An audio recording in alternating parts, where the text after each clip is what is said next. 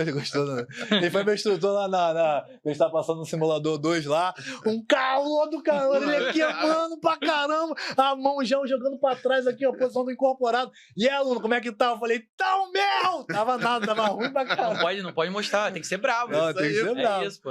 Mas tava quente, tava ruim. Como é que é essa história sua, pô, visitar vários países aí pra buscar conhecimento? Como é que é essa situação? Cara...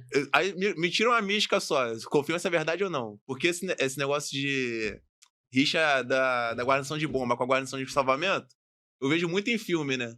Lá fora, existe isso mesmo? Ou é questão então, aqui assim, nossa mesmo? Na verdade, as oportunidades que eu tive a oportunidade também pela corporação, sou muito grato a isso, né? Eu tive a oportunidade de ir na maior feira de bombeiro do mundo, né? Pelo Corpo de Bombeiros, que é a Interschutz, né? Que teve, assim, outras edições, né? Anteriores. Demorou a ter por conta da pandemia, e aí a gente teve uma mais recente, né? E nesse evento eu pude... visitar um espaço assim que eu nem tinha ideia e assim uma coisa surreal, porque a gente vê um mundo aqui, né, de equipamento, de viatura, e a gente nem sonha que existem muito mais outros mundos, né, e outras coisas ligadas à área de bombeiro que a gente não faz nem ideia, e esses eventos são muito importantes para a gente, que abrem esses horizontes, né? E eu procuro sempre buscar esse conhecimento aqui no Brasil também. Em 2018 eu fui na Fire Show lá em São Paulo, né? E lá eu tive a oportunidade de ver os novos equipamentos de proteção respiratória que a gente ainda não tinha adquirido. Foi um evento da corporação? Não, foi um evento de uma feira privado, né? Que teve lá em São Paulo, teve a Fire Show e a FISP, né? Que são feiras que acontecem de forma recorrente ao longo dos tempos, como a gente tem o Senabom também, sim. Né? E eu fui lá em 2018, visitei os estandes das principais empresas ligadas à área de proteção respiratória, tive muita aula, né? Porque estava ali no limite da troca, né, da atualização das normas, né? Então já estavam com os equipamentos já no modelo novo, que é o que a gente usa hoje, né, com aquela luz, né, a red light, o sistema de engate, né, que é padronizado, uma coisa que foi para mim uma das melhores evoluções dos equipamentos de proteção respiratória, que aí você Era chato aquele MSA, né? Ficar enroscando. Não, assim, o melhor de tudo, cara, você hoje fala entre marcas. Antigamente você tava com equipamento de... Não vou poder te socorrer porque eu tô com equipamento de uma marca e o cara tá de outra, né? O carona, né? Não tinha... Como a gente tem obrigatoriedade hoje pela NFPA, né? De você se combinar, né? Em termos de engate.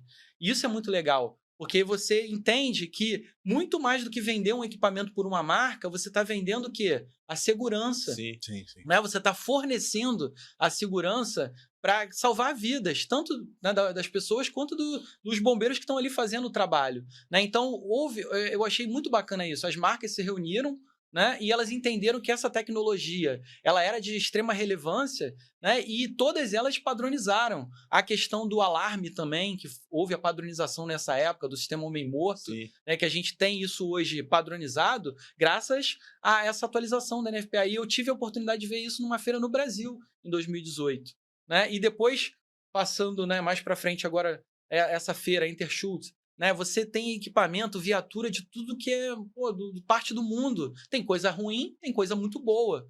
Né? E isso é bacana para a gente. Hoje as nossas compras, né, do bombeiro aqui do Rio de Janeiro, muitas delas são feitas por licitação internacional. E isso foi uma quebra de paradigma, né, muito grande, porque a gente comprava muita coisa no mercado nacional. E a gente entende o seguinte, quando você coloca a compra para o mercado internacional, você está abrindo o quê? Para o mundo. Só que você não está você não está excluindo o mercado nacional. Você está fazendo com que o mercado nacional se mova. Por quê? O cara que quer vender aqui no Brasil o equipamento dele, ele vai ter que melhorar para poder fazer o quê? Ter uma certificação diferenciada. Tem que se equiparar com o material de fora. Exatamente, entendeu? E isso é bom. E assim como a gente tem coisa boa aqui dentro também no Brasil, muita coisa de material, de equipamento de produção individual, né, de resgate, tem muita coisa boa. E isso é legal. Então, quando você abre o teu horizonte para você comprar do mundo, né, você tem o que vem de melhor. E aí a gente hoje, né, como o Pelopes falou ali, você abre uma viatura, né, abre ali e olha, você vê assim, câmera térmica. Cara, eu lembro da câmera térmica do GOP, né? Que tinha uma ou duas antigamente, e era No Era- app. E era uma coisa PL, assim, PL agora. assim, PP. cara, câmera térmica, eu via no videozinho lá, né? Eu queria ver como é que era. Né? E eu lembro que eu tive uma instrução quando eu era aluno e eu pude ir lá no GOP ver como é que funcionava, achava fantástico. Eu queria, pô, eu sonhava um dia que a gente ia ter isso nas viaturas para que a gente tivesse disponível para usar. Né? E hoje isso é uma realidade. Né? E como o Paraíso aqui falou, né, a gente é um processo evolutivo. Então, cada comando, cada período que a gente viveu até chegar aos dias atuais foi importante, né? Tanto no cenário da instrução quanto no cenário da aquisição. Porque você não sai da roupa azul direto para a roupa atual que a gente tem de combate a incêndio. Você tem um processo evolutivo. Né? E tudo isso depende de quê? De estudo, depende de acreditar. Né? Porque quando você chega com um equipamento novo, né? Um drone de combate a incêndio, né? Você tem ali aqueles robôs de combate a incêndio, isso ainda é questionável, né? Questionável. Tipo, vale a pena comprar um robô de combate a incêndio? Será? Não será? E a gente não tem isso na corporação, mas talvez daqui a algum tempo a gente tenha, quem sabe? Né? Posso contar um cenário em relação a isso? Pode falar. Lá no GOP, então deve ter uns 2 anos isso. Foram testar lá na Reduc. Eu tava nessa. Não conta essa história, não, cara. Pelo amor de Deus. Não conta isso, não. Pular? Deixa esse off. Então vamos pular. Vamos pular isso. Eu vou perguntar depois, não quero Foi, Pessoal, a gente vem falando aqui, pô, Pelotas iniciou toda a evolução do incêndio, né? Até chegar no dia atual, que recentemente a gente adquiriu aqui a Cidade do Fogo.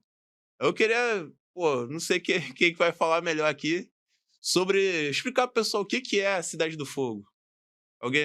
Acho que Major, fala melhor? Não, ele é melhor. Ele participou. Então, na verdade, tudo, então. assim, eu acredito que, né, não tá aqui com a gente agora, mas uma das melhores pessoas para falar seria o nosso amigo Fábio, Sim. né, que não pôde estar aqui com a gente, mas vou tentar minimamente resumir.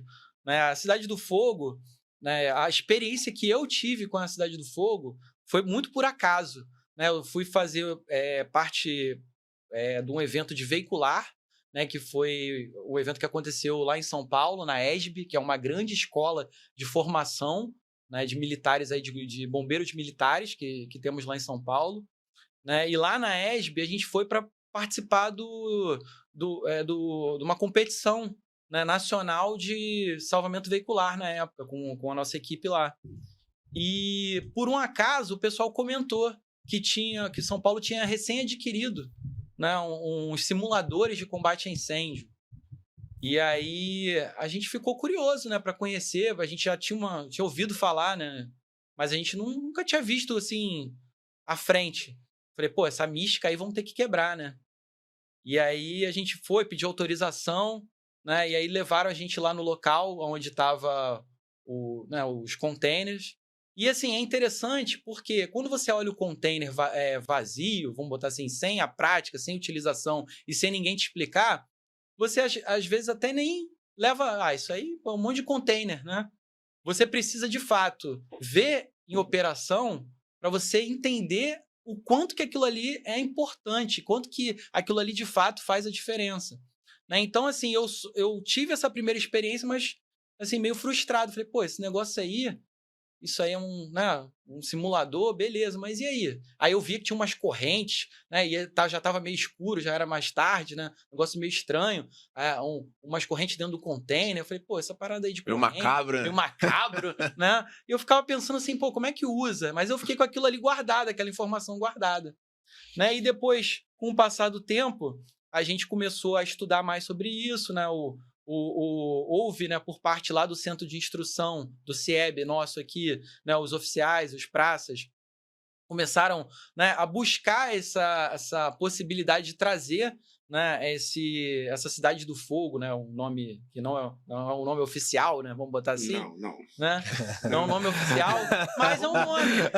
Vamos né? sentar para escolher. Vamos escolher, isso aí é uma coisa ainda que vai ser escolher. Mas enquanto não tem um nome, a gente dá um nome. Né? E aí esses simuladores...